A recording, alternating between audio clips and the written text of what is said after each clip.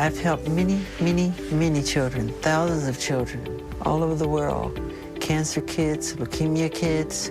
He's a humanitarian. The real Michael Jackson.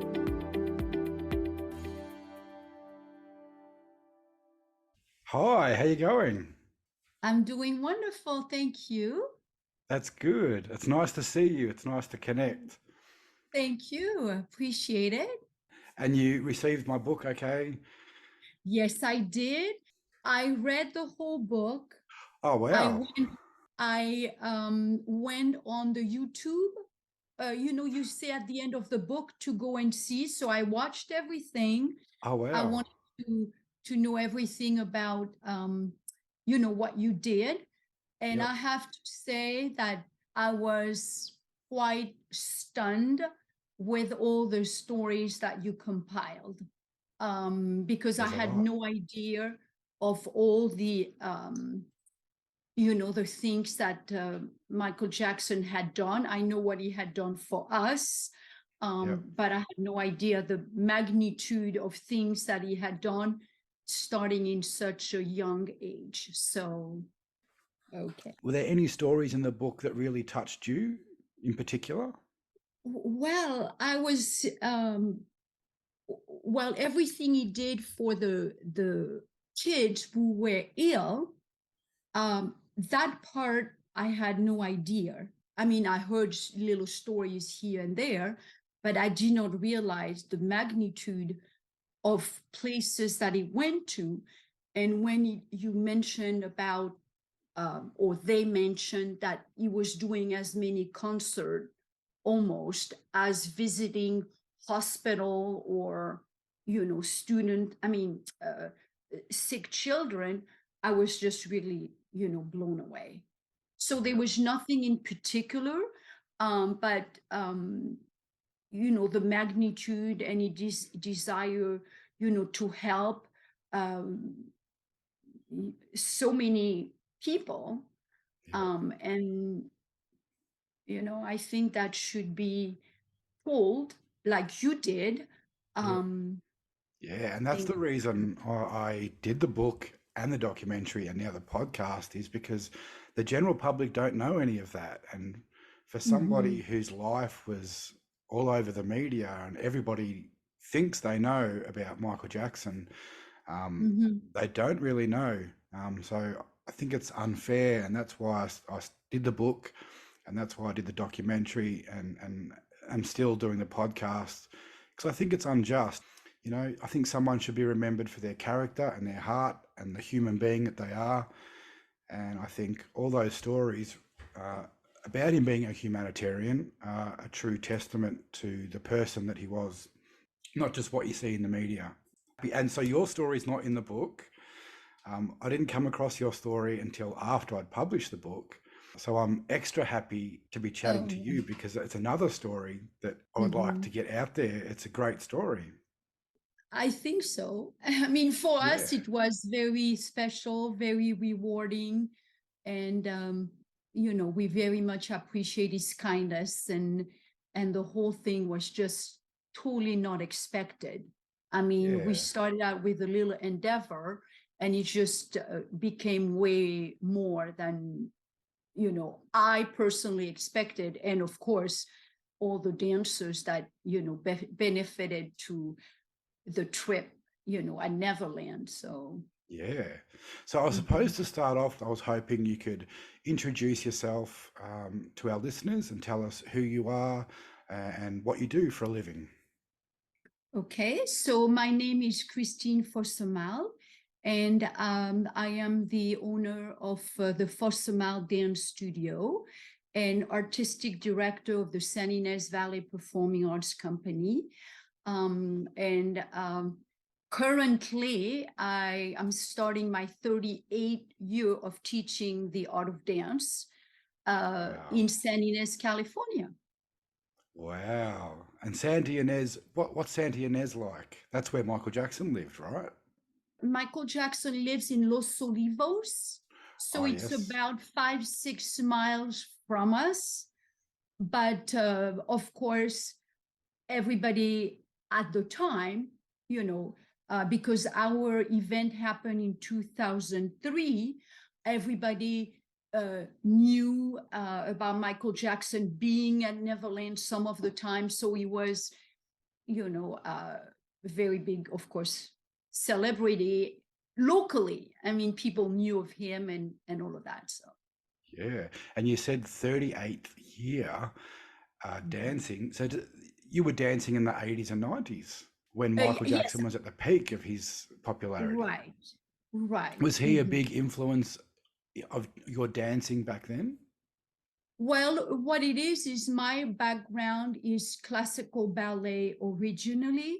Then I came to the United States to work, jazz style. So I really can appreciate what Michael Jackson was doing with his art form and his dedication and his drive, and mainly the enthusiasm that the students got from his music. So that was what, enticed me to do a performance with his music, because every year we were doing different pieces on our performance.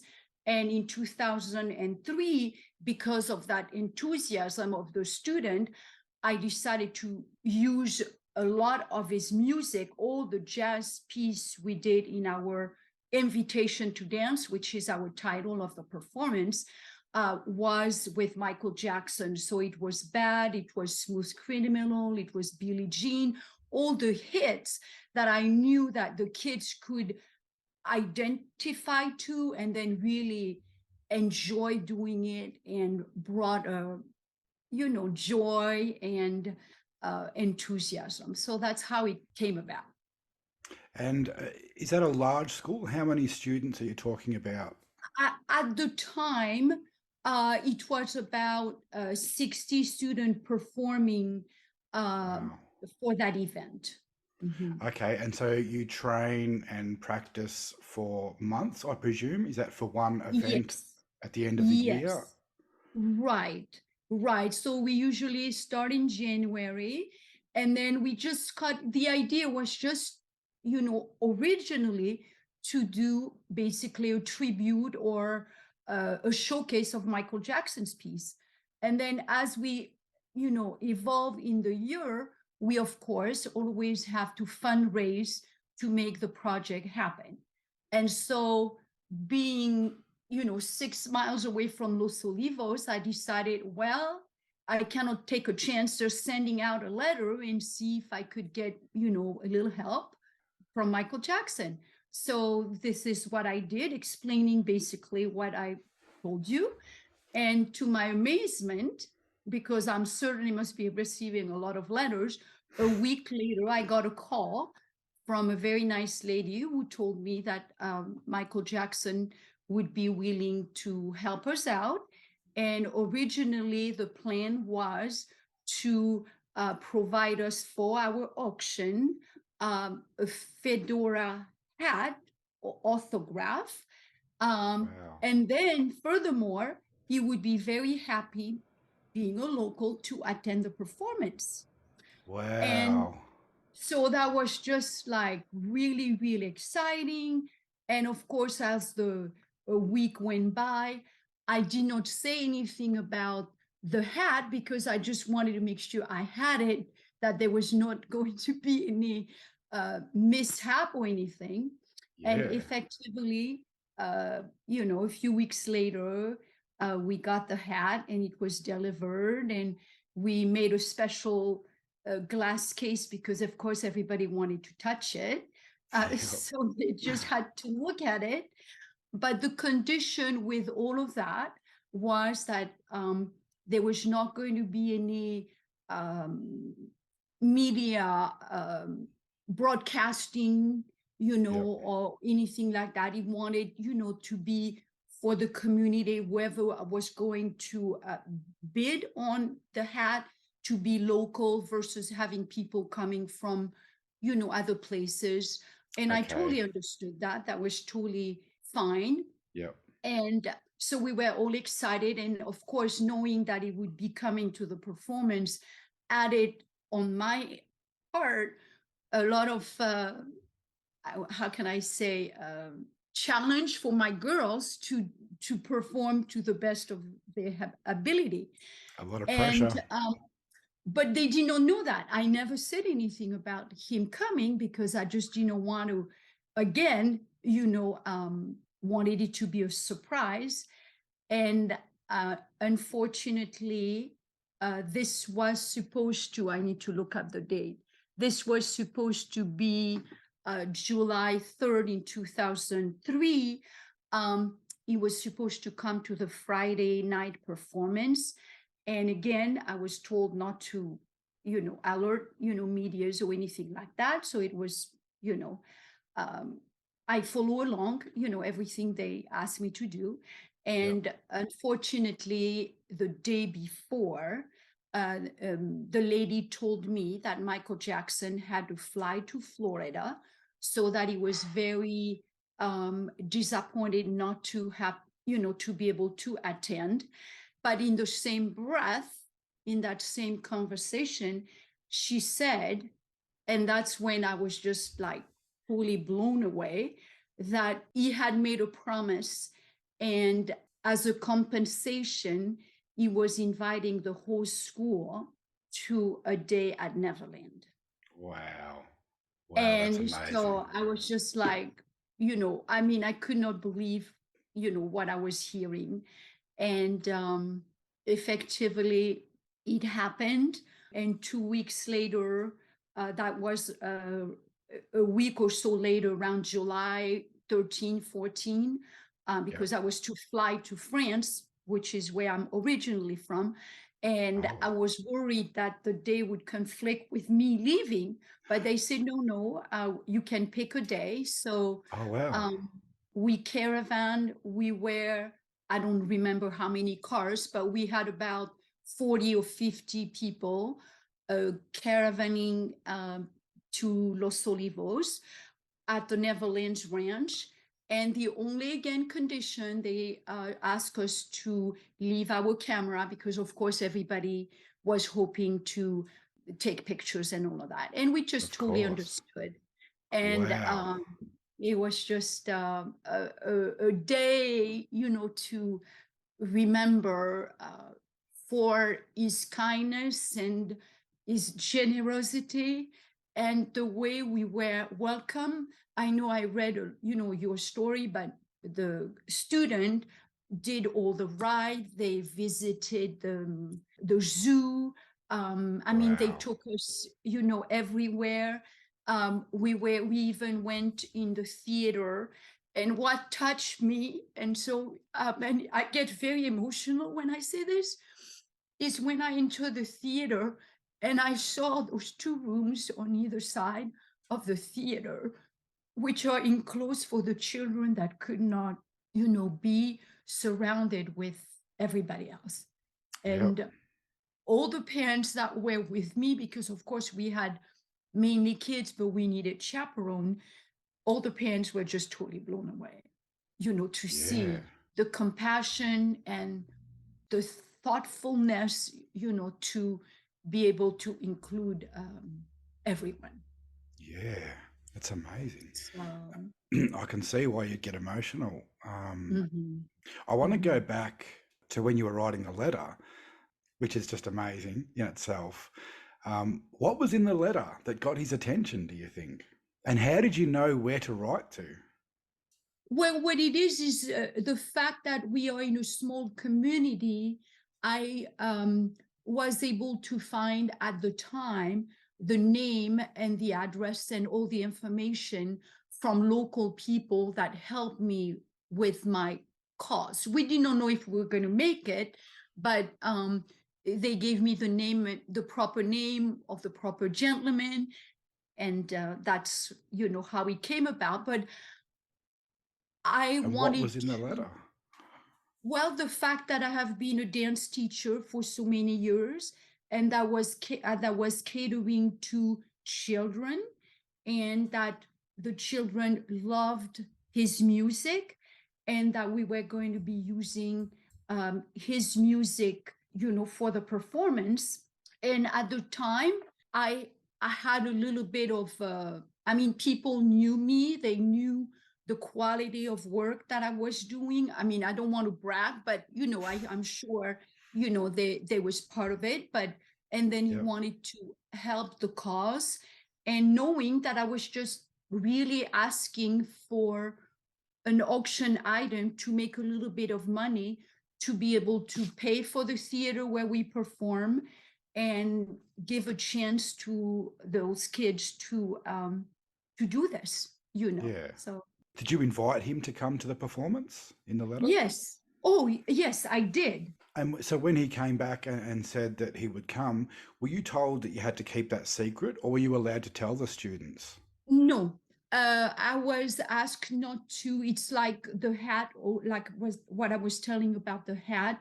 I was asked to keep it private, because then it would become, too complicated for security reason, and all of that. So I just, it was fine with me, and I wanted to respect his privacy and what, he wanted to be, coming to the performance as as normal a person, as possible. Yeah. And do you remember how much the auction for the hat raised? Yeah, the auction, I believe it went for $1,500. Wow. So that helped. Yes, definitely. And so then comes time for you to take your students and their families, I suppose, to Neverland.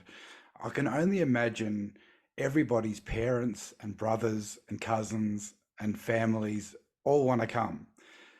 Did you have a cap of how many people you're allowed to take? Well, I don't quite remember that, but the invitation was students. And so I wanted to respect that. And only the student who had been, performing in his pieces, and enough chaperone, to be able to do that. So unfortunately, yes, there was a lot of extra people that all of a sudden, wanted to join, but, I just wanted to be respectful to what I was offered, because I felt that it was already over the top generous. So I just wanted to respect, as I Very said. respectful. Yeah. So how does a day like that begin? You've got a few carloads of people. You drive down to Neverland. You haven't been there before? No. So how does that day start? You get to Neverland and what happens? We went to Neverland, it was about 9 o'clock in the morning. So we met at the dance studio in Santa Ynez, and we caravan over there in Los Olivos. And the guards, the gates open, and of course the guards expected us. And some kids had cameras, so they, very nicely, everything was very elegant, very nice. But they took, the camera. And then we went in, and like I say, we had free range the whole entire day. And also at one point, and I can't remember exactly, but I just remember it was a very lovely area with the beautiful oak trees that are in this property. And there were beautiful tables set up with linen, like white linen. Each table had flowers in the center. And we were served with a crew of people. I can't remember exactly, but they all had white gloves, and it was just like beside anything I could have imagined, to be welcome in that manner. And then, of course, the best part is, as we were having lunch in this beautiful surrounding, Michael Jackson came on his quad, I think you call it, like a 3-wheeler or 4-wheeler little device, like a motorcycle. And then he kind of stayed away because we were a lot of people, and he waved, and, but at least, everybody got really, really, really excited because we did not know whether he was there or not. And Yep. so effectively he was, and it was really a highlight, for the kids and for me as well, of course, but, Yeah. for the kids to know that, we were acknowledged, that way also. So that was Wow. really a lovely day. And I think everybody, remember fondly, about that day. Yeah. And you're painting a beautiful picture of how it was with with the staff that were looking after Yes. you. Was that for just your group, or was there other groups of Yes. people there? No, Just we for were the you? only one. We were the only one. And there was a buffet line, but everything was just exquisite. And everybody Amazing. was so nice to us. And I just, can't say enough kind thing and generous, and for the kids to be happy, and all of us, I mean, even adults, I mean, all the adults thoroughly enjoy, and everybody left totally amazed by the way we had been welcome, and totally unexpected. So it was Yeah. really, really And so you amazing. mentioned you got to see the theatre and the zoo. Was there staff there to take you around and show you all the different places, or were you just let free? Uh, I don't remember. I Yep. know there were staff at the zoo because I remember there was an enclosed area where there were huge snakes, Oh wow. like really big snakes. And some of the kids had never seen this kind of snake, anacondas or something, like really Oh big yeah. snakes. So I know there were people checking things there. Yep. And we remember feeding, some of the animal, the kids could get Wow. food to feed the animals. Oh wow. Um, and then the kids had popcorn, and I mean, on top of everything else we had for lunch, we had treats, and the kids play in the arcade, I Oh think it's yes. a The video game or games. something, right? Yep. So it was just really Wow. Do you nice. remember what other animals you saw there? Giraffes, because what really struck me, it was the first time, and I've not been to a lot of zoos, but I always remember seeing giraffe having to bend over to get the food from people's hand. And in this Yep. case, there were baskets at a high level where the giraffe could directly eat. And I thought, that's a very thoughtful thing to put the food, for the giraffe at their level. So I thought it was pretty cool. That's amazing. So did you spend the whole day there? Yes. Mhm. Wow. We did. How does that come to an end? That must be hard to say, okay, it's time to go now. Well, I don't recall because this is kind of, quite a long time ago, if we had a time frame originally, or how it came about. But, we ended up having to get back in the car and just leave. And go back to Santa Ynez. So And go your back. visit to Neverland, this was after you put on your performance days, isn't it? Yes. Okay. Mhm. Wow, what an amazing experience. And I'm presuming that everybody enjoyed it, the kids loved it, and you were talking about it for days, weeks, Very months. long time.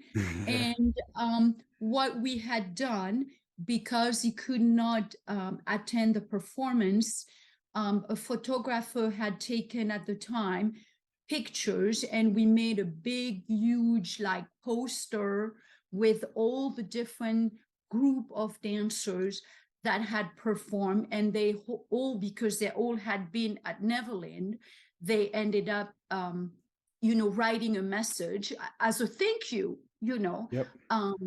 for the visit. And I sent it off, and, I hope it was received and passed on, because that was my wish. So, Did you hear back? no, No, I did not. No, I did not. But I was grateful, for, everything that we had. Yeah, it's an amazing, amazing experience. And I can Mhm. only imagine inspiring for the kids. Mhm. Um, Unfortunately, time goes by and 2009 comes around and Michael Jackson passes away. I heard that you and your school put on a tribute concert to Michael. Can you tell me about that? Um, what happened is I was in rehearsal in the theater because it was about, I believe it passed on June 25th or Fifth. something Yeah. like that. And so I was in the theater rehearsing with the students, and all of a sudden someone came in and told me what happened. Yeah. And so it was a shock for everybody. And even though it had been a different group of kids, because, once being in Santa Ynez, once they're a certain age, they leave to go to college. So Yep. by then, I had a different group of kids. Okay. But of course, they had heard what I had done. Yep. And part of the song that we had used in 2003 was Heal the World. And so when I got that news, I told myself, I want to do something Yep. because of what I was given. Yep. So, and this was just, it's very emotional for me to say this story. Yep. But I when appreciate it. Mhm. So when I went home, I sent an email to the students and I told them we only had 1 week to go before the performance. And I said, girls, you know the news.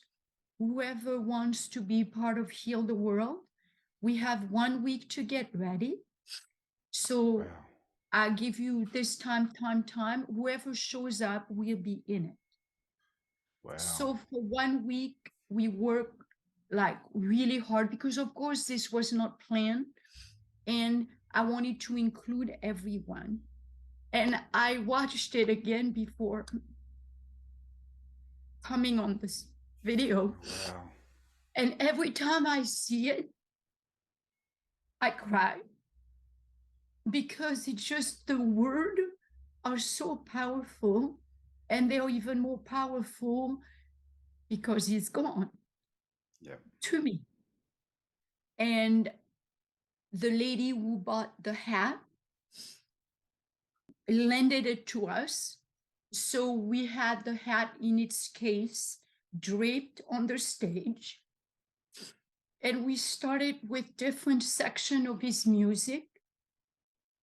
And I was talking after fading the music to tell people our story.